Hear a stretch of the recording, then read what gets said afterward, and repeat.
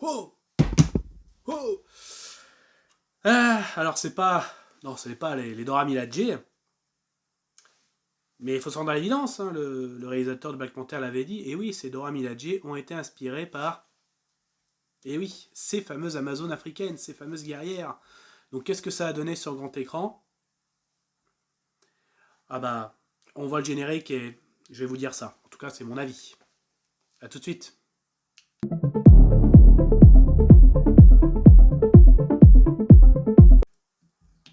Salut à tous, c'est Fab, et aujourd'hui on va parler cinéma avec un film récemment sorti hein, en ce mois de septembre. Alors certes, oui, la vidéo va sortir en octobre, mais le film est bien sorti, pour être exact, hein, le 28 septembre 2022. Le temps que je regarde là, elle va sortir sur la chaîne en ce premier week-end d'octobre. Le film s'intitule The Woman King. Alors, la vidéo, comme d'habitude, sera faite en plusieurs parties. Quelles étaient mes attentes par rapport à ce film? De quoi ça parle? Donc la synopsis. Ce que j'ai aimé et moins aimé avec... Non, sans spoiler. Et une petite conclusion. Alors, quelles étaient mes attentes sur ce film? Déjà nombreuses, donc The Woman King en fait, déjà c'est inspiré de faits réels. Moi j'aime beaucoup hein, les films inspirés de faits réels. Hein. Donc, et tout simplement, je vais un petit peu raconter vite fait la synopsis, mais je vais aller plus en détail, vous allez comprendre par rapport à mes attentes. En fait, dans les années 1800, ouais, ça, en Afrique, il y avait un groupe de guerrières entièrement féminines, hein, donc voilà, une armée de femmes, j'ai envie de dire, et qui avait un rôle de protéger un certain royaume, donc le Dahomey en Afrique. Cette armée était réputée à la fois puissante et féroce, malgré que ce soit des femmes. Et forcément, cette histoire a inspiré les Dora Milaje du MCU, donc dans les films Black Panther et autres. Hein. Donc c'est pour ça, moi qui est fan de Marvel, du MCU, notamment aussi Black Panther, j'ai beaucoup aimé, notamment les Dora Milaje, j'adorais ces personnages. Et quand je m'étais renseigné, est-ce que c'est fictif? Est-ce que.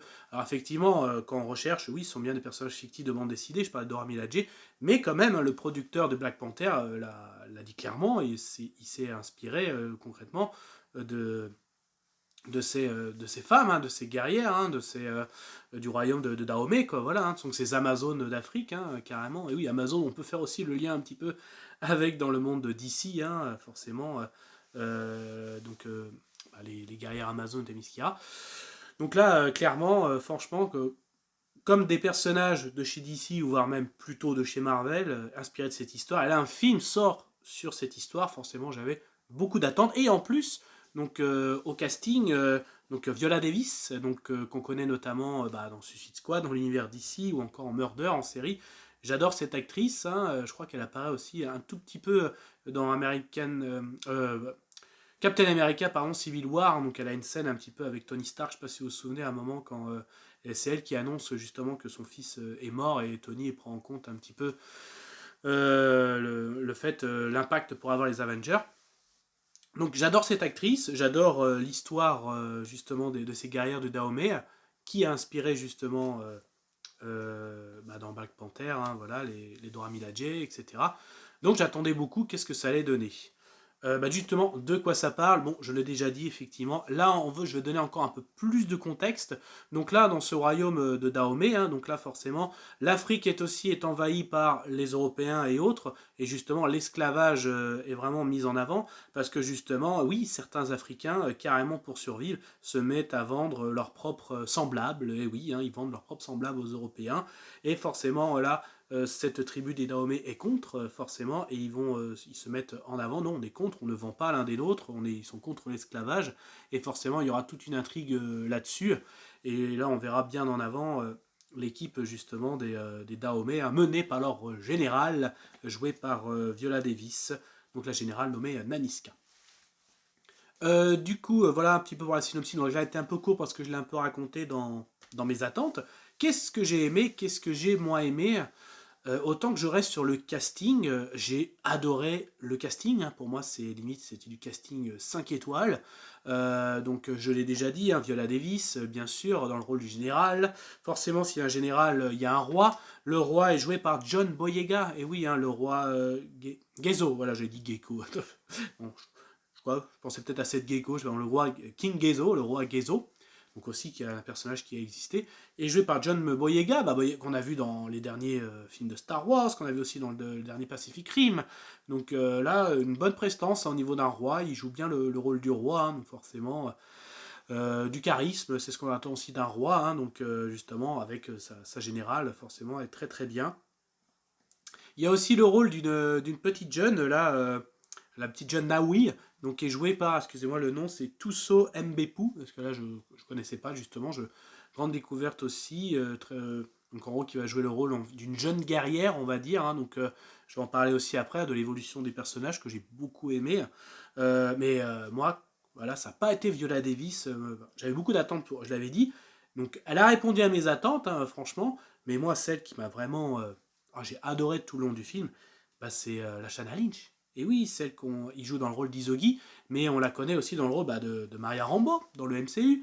Donc dans les Doctor Strange, Multiverse of Madness, récemment on l'avait vu aussi dans la série WandaVision, et Captain Marvel forcément.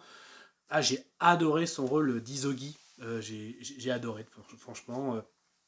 Donc si là je parlais du casting, là je vais rester dans les personnages.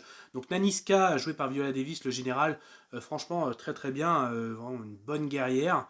Je pense qu'elle a dû, bon certes il y a des doublures, mais elle a dû bien bosser quand même, hein, Viola Davis, hein, ça se voit qu'elle a bossé. Mais je reviens encore, moi, celle que j'ai adorée, c'est Isogi, hein, franchement, là, jouée par Lashana Lynch. J'ai adoré franchement, donc c'est à la fois une instructrice, hein, oui, clairement, hein, donc elle est là, elle est vraiment Naniska, c'est vraiment le général qui dirige l'armée, quoi. Et elle, Isogi, c'est vraiment plus l'instructrice qui est vraiment plus proche des. On appelle ça ça s'appelait les minots à l'époque, hein, ça pourrait comparer à des jeunes padawans ou des jeunes gladiatrices, ou enfin bref, enfin, voilà, des jeunes stagiaires, hein, j'ai envie de dire. C'est elle vraiment l'instructrice, et j'adore comment elle est instructrice aussi. Donc, comme elle dit aussi, le seul truc positif chez les blancs, c'est le whisky qui ramène. Donc elle a un penchant pour, pour l'alcool. Mais après, quand j'avais étudié aussi, je m'étais un peu intéressé justement à ça. Et en fait, apparemment, cette armée composée de femmes, ils avaient tendance aussi, ouais, à picoler avant d'aller au combat. Donc moi j'ai pris ça aussi pour une petite référence. Mais c'est tellement bien, c'est bien mené avec Isogi, voilà. Donc le King Gezo, j'en ai déjà parlé, hein, voilà. Mais Naoui aussi, hein, la jeune minot, la jeune padawan, la jeune guerrière, comme vous voulez dire. Beaucoup aimé aussi, justement, j'enchaîne avec qu'est-ce que j'ai bien aimé, l'évolution des personnages. J'ai beaucoup aimé, justement, la petite jeune guerrière, voilà. Donc en fait, elle, à la base aussi, pareil, elle est de famille africaine, son père veut la vendre à un époux, donc veut vendre, voilà, ils le disent, hein, il y en a, il y avait des parents qui vendaient la virginité de leur fille, il y en a carrément qui mariaient leur fille pour du pognon, quoi. On est prêt à tout faire pour du pognon. Elle a refusé, donc du coup, comme elle refuse tous ses maris, elle le file au roi. Mon roi, je vous l'offre, faites-en une de vos guerrières. Voilà, donc qui rentre chez les Dahomey, voilà. Donc j'ai beaucoup aimé aussi l'évolution de ces personnages. Donc même le méchant, hein, c'est celui qui a un rôle de méchant, j'ai bien aimé aussi. Franchement, pour ça, casting très très bien. Si j'en viens à cette fameuse école des Amazones, parce que forcément dans le film, on verra aussi l'évolution. Donc là, c'est vraiment pas mal. Très très bien. C'est vraiment super. Avec une épreuve aussi qui est vraiment pas mal, j'en dirai pas plus. Mais si je dois faire des références par rapport à cette armée, oui, vous verrez leur formation, la manipulation de l'âme, de la corde. Il y avait même aussi la fameuse épreuve où ils doivent traverser des buissons tout piquants, tout ça, ça aussi, vous le verrez.